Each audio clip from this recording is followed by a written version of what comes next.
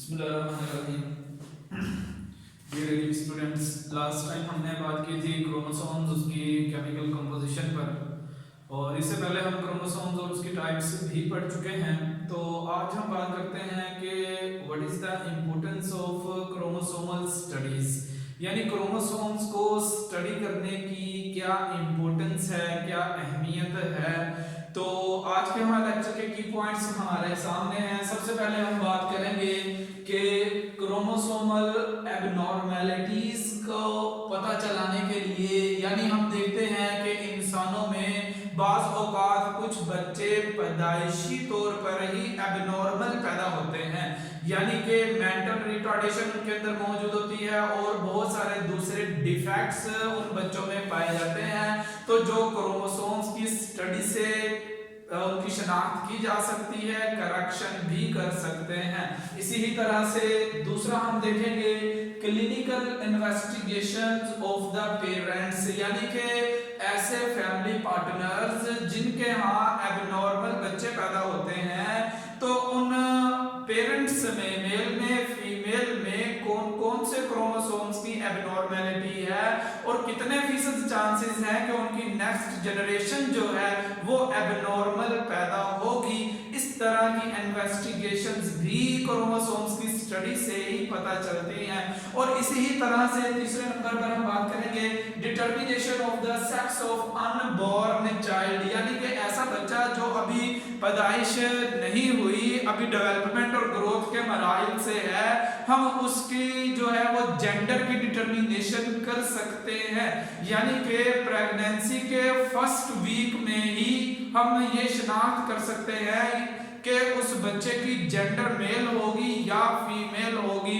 और इसी ही तरह से चौथे नंबर पर हम बात करेंगे सर्वे ऑफ द पॉपुलेशन, यानी कि हम किसी भी ह्यूमन सोसाइटी, किसी भी आबादी को स्टडी करते हैं ये देखने के लिए कि आया कि उस पॉपुलेशन में खास तरह के जीन्स कितने फीसद लोगों में पाए जाते हैं, या उस आबादी में खास तरह का डिजीज जो है, बीमारी जो है वो कितने फीसद लोगों में मौजूद है, जिसको हम पॉपुलेशन जेनेटिक्स का नाम देते हैं। तो इस तरह से हमें अंदाजा लग जाता है, पता चल जाता है। जैसे इससे पहले आप लोगों ने वायरल डिजीजेस में पढ़ा था मम्प्स एंड मीजल्स, जिसमें हमने देखा था 60% जो है वो पॉपुलेशन उसमें नेचुरल इम्यूनिटी पाई जाती है। तो क्रोमोसोम्स की स्टडी से हमें पता चलता है कि इस पॉपुलेशन में, इस आबादी में कौन कौन सी बीमारी और उनके जीन्स की जो मुतासर करने की रेशो है वो क्या रहेगी, और कौन सी बीमारी इस पॉपुलेशन के अंदर जो है वो कितने फीसद लोगों को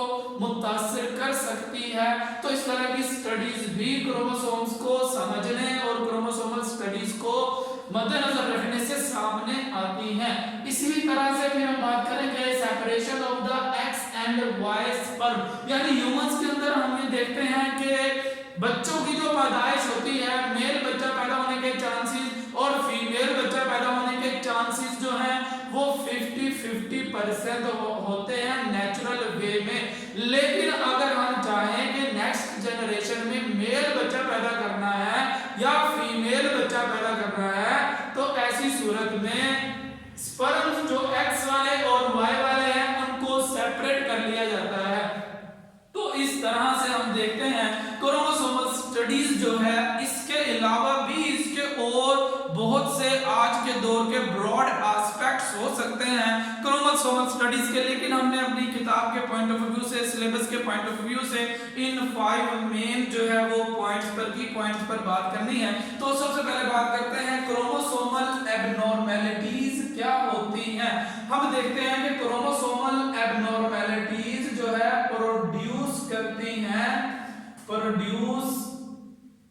मेंटल रिटार्डेशन, यानी कि पैदाइशी तौर पर ज़हनी तवाज़ुन ठीक नहीं होता इन नेक्स्ट जनरेशन, यानी कि क्रोमोसोमल एबनॉर्मेलिटीज से अगली जनरेशन में किसी भी तरह की एबनॉर्मेलिटीज हो सकती है। जरूरी नहीं मेंटल रिटार्डेशन की हो, उंगलियों का कम पैदा हो जाना, ज्यादा पैदा हो जाना, और इसी तरह से बॉडी के किसी ऑर्गन, किसी पार्ट्स का रिपीट हो जाना, ये सारी क्रोमोसोमल एबनॉर्मेलिटीज में आता है।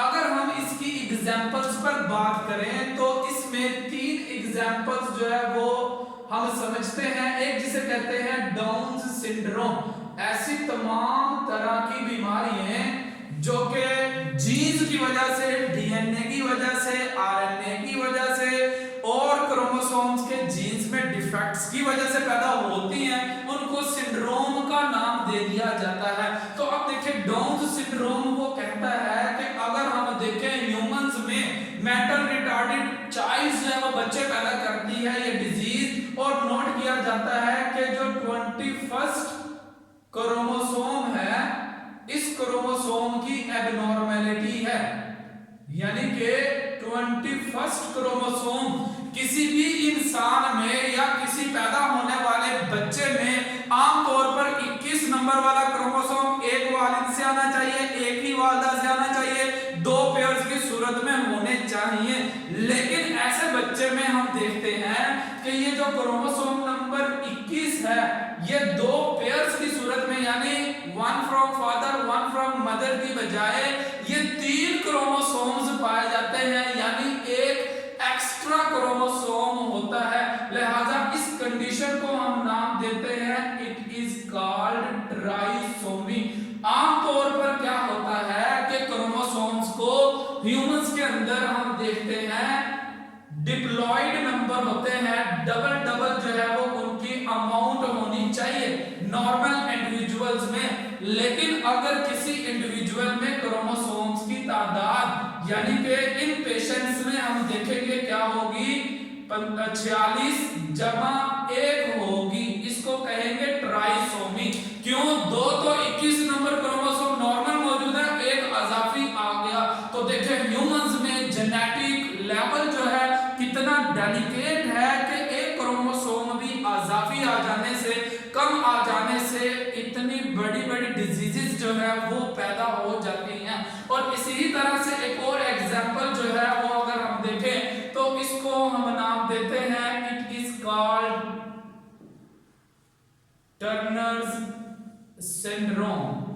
जैसे हम देखते हैं कि आमतौर पर नर खुसरे बच्चे पैदा हो जाते हैं या मादा खुसरे बच्चे पैदा हो जाते हैं, तो ऐसी सूरत में टर्नर्स सिंड्रोम के अंदर अगर हम देखें इसमें जो सेक्स क्रोमोसोम्स थे उनकी एबनॉर्मेलिटी आ जाती है। यानी टर्नर्स सिंड्रोम में आमतौर पर हम देखते हैं अगर ह्यूमंस में मेल होगा तो ऐसी सूरत में एक क्रोमोसोम X और एक क्रोमोसोम Y होना चाहिए। लेकिन अगर देखें हम मेल है एक X होता है और फीमेल है 2X क्रोमोसोम होते हैं। लेकिन वो कहते हैं अगर टर्नर सिंड्रोम का पेशेंट है तो उनमें X 0 हो जाता है, यानी एक क्रोमोसोम एब्सेंट है, इसका जो दूसरा पार्टनर होमोलॉग है वो मौजूद नहीं होता। लिहाजा इस कंडीशन को हम कहते हैं इट इज कॉल्ड मोनोसोमी, क्योंकि X क्रोमोसोम फीमेल कैरेक्टर पैदा करता है और Y क्रोमोसोम मेल कैरेक्टर पैदा करता है। लिहाजा ऐसी सूरत में हम नोट करते हैं, देखते हैं कि X क्रोमोसोम के अकेले मौजूद होने से फीमेल कैरेक्टर तो अपेयर होते हैं, लेकिन क्रोमोसोम्स की तादाद कम होने की वजह से एबनॉर्मेलिटी पैदा हो जाती है और ये नेक्स्ट जनरेशन नेक्स्ट बच्चे पैदा करने की सलाहियत भी नहीं रखते। और इसी तरह से नेक्स्ट जो है वो अगर हम देखें जो तीसरी इसकी एग्जांपल है इसको हम नाम देते हैं it is called Turners. Number 1 is the down syndrome. इस डाउन सिंड्रोम को दूसरा नाम मंगोलिज्म भी कहा जाता है, टर्नर सिंड्रोम हो गई। और इसी तरह से तीसरी एग्जांपल है इट इज द क्लिनफिल्टर्स सिंड्रोम। इसको हम मादा खुसरे भी कहते हैं। उसकी रीजन, उसकी वजह यह होती है कि हम देखते हैं ऐसे पेशेंट में 2X क्रोमोसोम्स के साथ साथ एक Y भी आ जाता है, या ऐसी भी कंडीशन हो सकती है एक X क्रोमोसोम के साथ 2 Y क्रोमोसोम्स जो है वो आ जाएं। ये कंडीशन भी हम देखते हैं कि ऐसी सूरत में भी 47 क्रोमोसोम्स पैदा होंगे, जबकि जो मोनोसोमी होती है जैसे कि टर्नर सिंड्रोम की कंडीशन है क्रोमोसोम 46 होने चाहिए थे और यहाँ पर हम देखते हैं 47 हो जाते हैं। और इस कंडीशन में भी हम देखते हैं कि क्रोमोसोम्स की तादाद जो है वो 47 नॉर्मल से ज्यादा हो जाती है और इन कंडीशंस में भी बच्चे एबनॉर्मल